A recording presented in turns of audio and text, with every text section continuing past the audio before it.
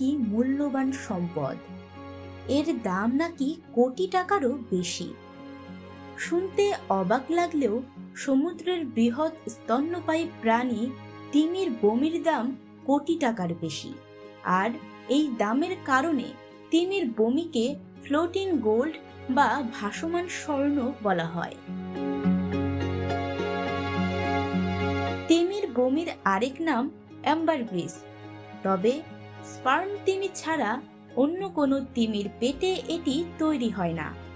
আবার সব স্পার্ম তিমির ভেতরেও অ্যাম্বারগ্রিস তৈরি হয় না। সমুদ্র বিজ্ঞানীদের মতে বিশ্বে যত স্পার্ম তিমি আছে তার মধ্যে 1 থেকে 2% মধ্যে ব্যবহারযোগ্য অ্যাম্বারগ্রিস আছে।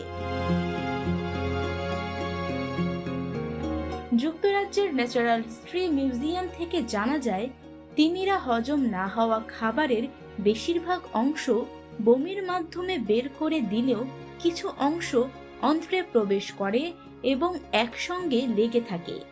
ধীরে ধীরে এটি একটি কঠিন অ্যাম্বারগ্রিসের পিণ্ডে পরিণত হয়, বছরের পর বছর ধরে জমতে জমতে যা আকারে বড় হয়।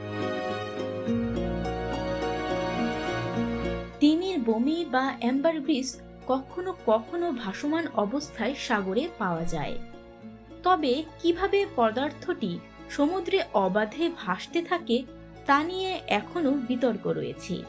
কেউ কেউ মনে করেন তিমি এটি মলের সঙ্গে ছেড়ে দিতে পারে, আবার কারো মতে কখনো কখনো অ্যাম্বারগ্রিস এত বিশাল হয়ে যায় যে মলদ্বার ফেটে গিয়ে তা বের হয়।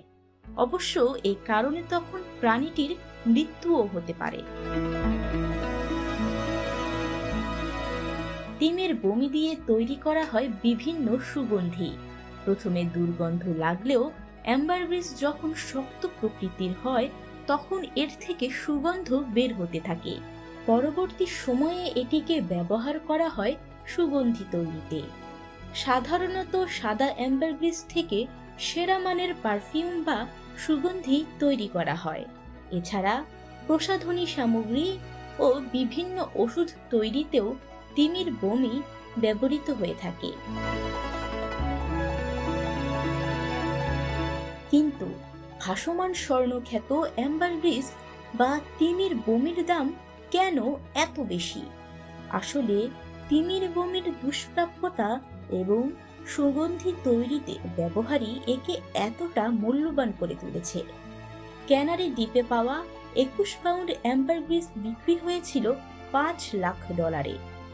আর ইয়েমেনের জেলেরা এডেন উপসাগরে পাওয়া মৃত একটি তিমির বমি বিক্রি করে পেয়েছিলেন $15 লাখ।